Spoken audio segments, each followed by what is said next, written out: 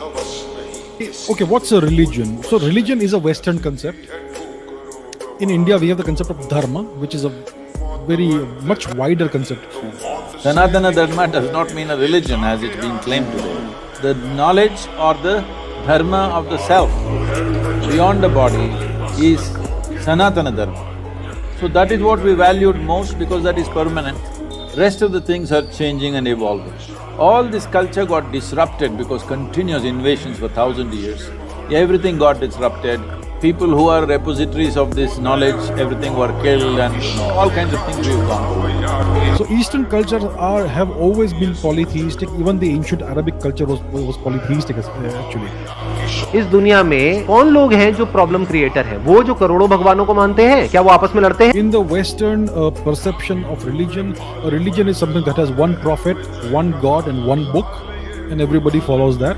That is the Western concept of religion. या वो जो कहते हैं कि एक ही भगवान है दुनिया में, जो भी उसको नाम देते हैं, कहते हैं वो ही सच है, बाकी सब झूठ। नाम से समझिए कि ये जो हिंदुइज्म है, imposes ism suffix onto Eastern traditions. Hinduism, Tengriism, Confucianism, Taoism, and whatever else, Shintoism. Whether you take Hindu way of life, Jains, Buddhists, Sikhs, nowhere there is a god. The idea of the God only comes from the three Abrahamic religions. That there is the God somewhere, one authority. Nowhere else does it exist. Not at all in this culture. There is no God. All the people whom you worship are people who walked this geography at one time.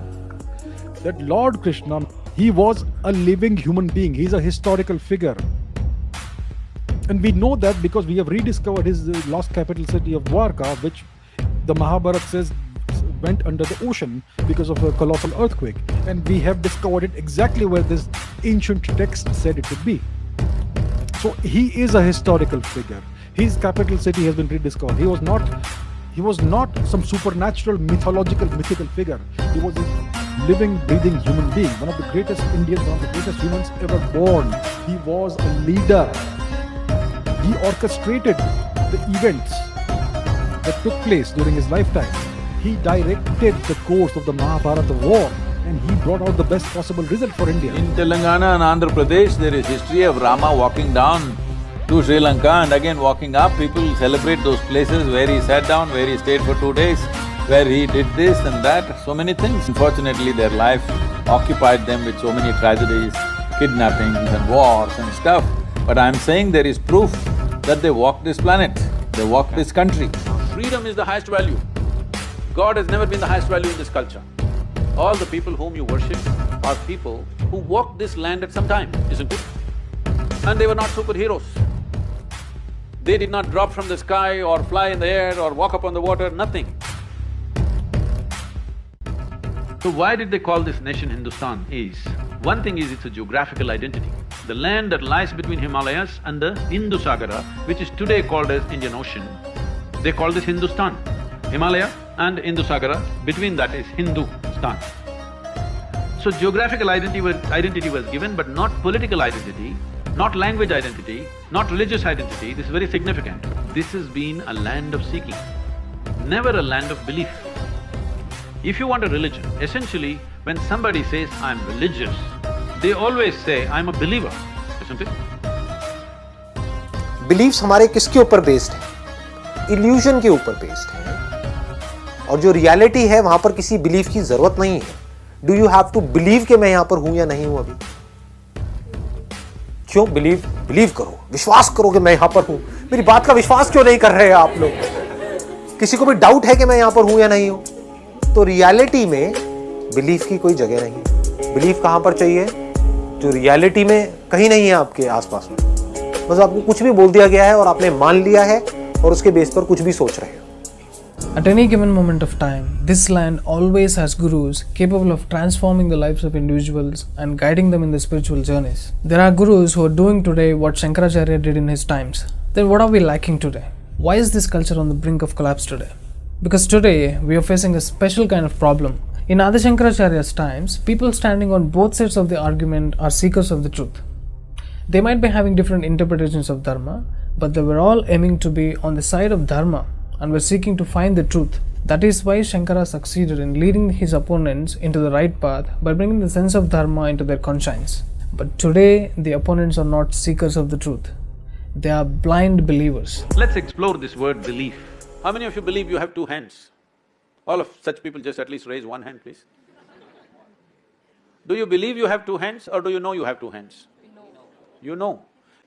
But there are so many things you believe. You believe in heaven, you believe in God, you believe in many things.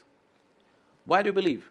Simply because you have not become straight enough in your life even to admit what I do not know as I do not know. This is a serious problem. Whatever you do not know, you say, I believe. It is so human of you, so wonderful of you to see what you do not know as I do not know, isn't it?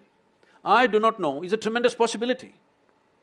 When you say I do not know, genuinely within you, the longing to know, the seeking to know and the possibility of knowing becomes a living reality in your life. Otherwise, everything that you do not know, you believe. When you believe, it gives you instant confidence. Confidence without clarity is the most disastrous thing that has happened to humanity. Confidence. All kinds of idiots have confidence. When you don't know, at least you must have hesitation, isn't it? When you can't see clearly, you must have hesitation. When you can't see clearly, if you're confident, are you not a disaster? You are either a disaster for yourself or for everybody around you.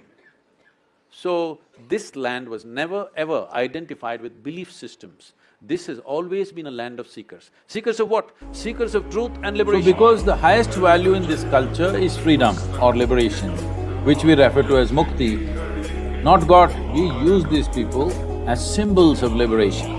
Even though life put them through all kinds of trials and tribulations, they remained above it. So we see that they are free. They are in a certain state of freedom that the physical world never disturbed them. But at the same time, they were not withdrawn. We worship that quality because they're representing mukti. They're representing absolute freedom from life. So it's because of that, these people became symbols, whether Rama, Krishna, Buddha, Guru Nanak or whoever, they all became symbols of mukti. Even when they were living, they were free. Actively involved but free. But does the religion serve a purpose? You're saying it is like a rule book that we follow to stay civilized? No, there is no rule book in India. But you called it the law. See, the law, that's what I said. Law, the reason why Indians are full of questions and now youth are asking all these questions is because this is a land of debate. Yeah, which is very good, When Shiva came, when Adiyogi Shiva came, his wife asked him 1,000,000 questions. That is what is Shiva Sutras. And his 7 disciples asked thousands of questions. Well, you know Arjuna and Krishna, that question-answer business is big in India. That guy in a crucial moment, how many questions he has? Because in this culture, dharma has always been a point of debate. Because dharma has to evolve, all dharmas have to evolve, except the sanatana dharma or the eternal law or the swadharma need not evolve because that is not changing. So this is a land of seekers of truth and liberation. Here there's no religion as such. The best thing about Hindus is we are always confused. No, it's a very good thing. Confusion means you have questions in questions. Questioning. Questioning is the beginning of intelligence. किसी question बीच में आ जाता है और अगर उस question को आप पकड़ करके रखते हो और जितनी देर तक आप क्वेश्चन के साथ ठहर सकते हो उतने ही आप समझदार। Otherwise, you have stupid conclusions about everything. So, we don't have this is it kind of book. Our books are all debates. So people think we are confused. But we don't think confusion is a bad thing. We are joyfully confused. That's a great thing. You have concluded something. If I ask 2 questions, your conclusion will fall apart. But if you entertain the question, it will lead to more and more and more. And this is how we've always been. If we look into the history of Bharat, every page is filled with footprints of numerous gurus who dedicated their lives to teach dharma and thereby keeping the culture of Bharat alive. There was a time this civilization was suffering a special kind of ailment, and then this land witnessed a special kind of guru. A kid was born in Kaladi, a remote village in Kerala. He was named Shankara. Shankar means doubt and Hara means remover. Shankara means remover of doubts. So this Shankara became a sannyasi at the age of 8. He found his guru while wandering as sannyasi and devoted himself to his guru. This kid grew up and became a young monk. Shankara's thirst for truth led him to the realization Shiva is not something outside but within. In those times, the civilization was struggling to interpret Vedic and Puranic knowledge. Different people interpreted the knowledge differently. Divisions occurred within society. Confusion arose among people and lives became clumsy. Nobody agreed with another. Then came Shankaracharya, who declared, "There is only one, and you are that one." He travelled to all the corners of Bharatavarsha, debating with all kinds of interpreters of dharmic knowledge. He debated and defeated all kinds of arguments. Everyone Shankara defeated became a disciple to him. His disciples went on spreading the knowledge that Shankara transmitted to them. Shankaracharya became Jagadguru Adi Shankaracharya. This was a time when there were no automobiles. Starting with Sringeri in Karnataka, Shankara has walked the length and breadth of Bharat 4 times in 20 years before the age of 32. To keep alive the spiritual energies of this land, Shankara established 4 mathas in 4 corners of Bharatavarsha. In his 32 years of life, Shankaracharya travelled to almost all the kshetras in Bharat, renovating and re-energizing the temples to suit the spiritual needs of the then society. Shankara lived for only 32 years, but he is still alive, worshipped and revered by millions of people, and what he did with his life kept the culture alive for millennials. Gurus like this is the need of the hour. And this is how we've always been. So this is a godless, religionless land.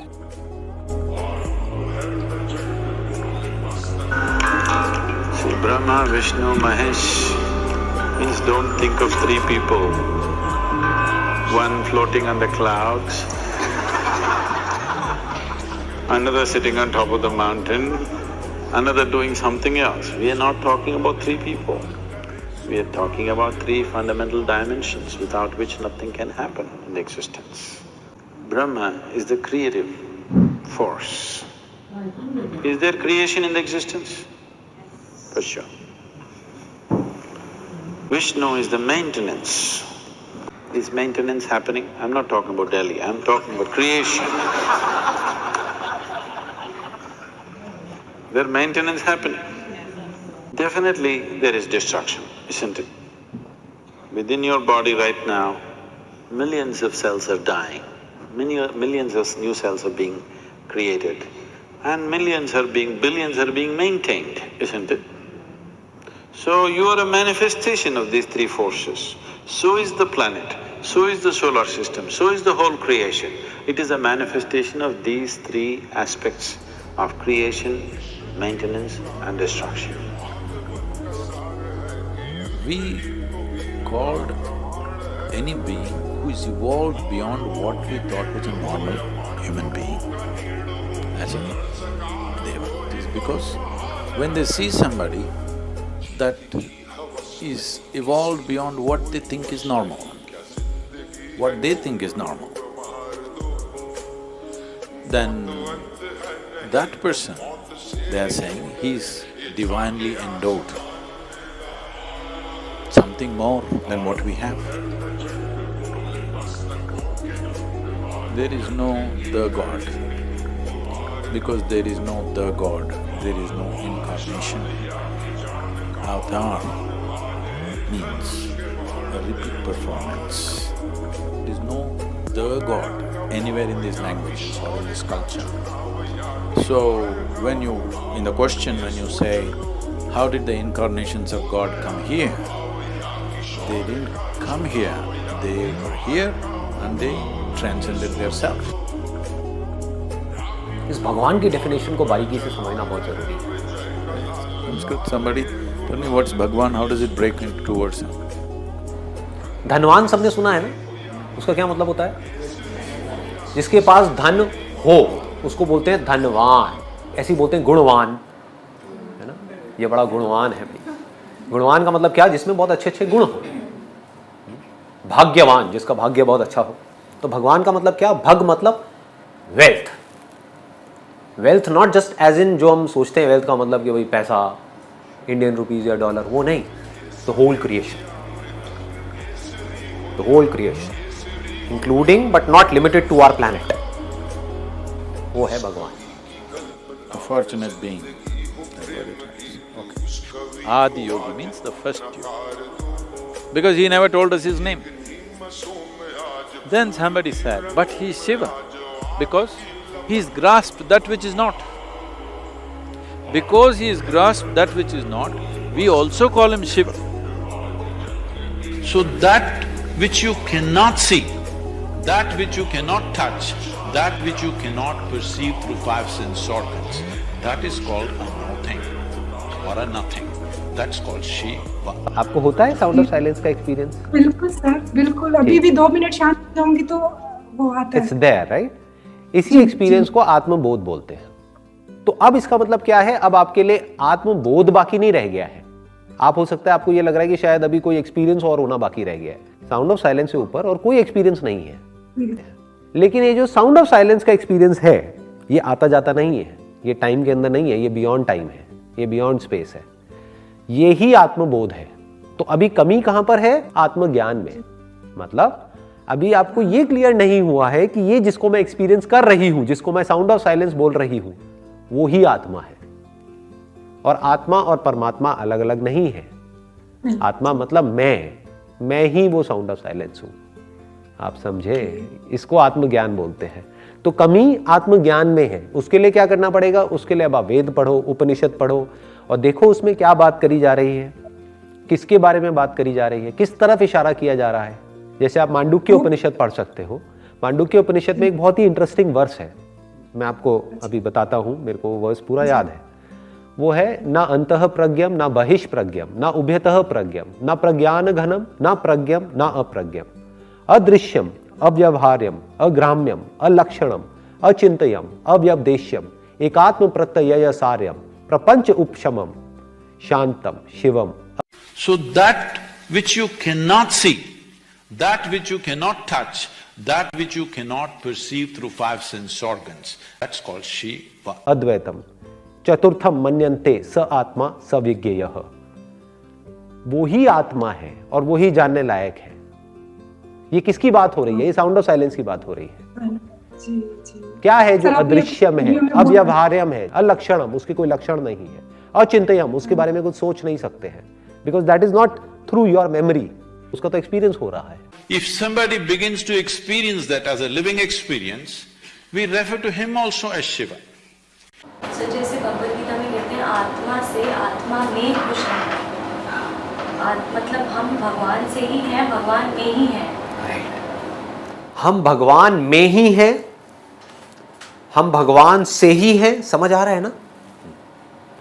और फिर धीरे धीरे समझना है कि हम भगवान ही हैं, लेकिन इसको ईगोइस्टिक वे में नहीं समझना है। I can even call a grasshopper Shiva, and I do. पहाड़ की भी पूजा हो रही है। If I see a rock, I say Shiva. मिट्टी की जो मूर्तियां उसकी भी पूजा हो रही If I just look into the empty sky, I say Shiva. If I see moon, I say Shiva. है, चांद की भी पूजा हो If I see a tree, I say Shiva. रही है, सूर्य की भी पूजा हो रही If I see star, I say Shiva. मे मृत्यु शंका न मे जाति भेदः पिता नैव मे नैव माता न जन्मः न बन्धुर्न मित्रं गुरुर्नैव शिष्यः चिदानन्दरूपा शिवोऽहं शिवोऽहं चिदानन्दरूपा शिवोऽहं शिवोऽहं शिवोऽहं शिवोऽहं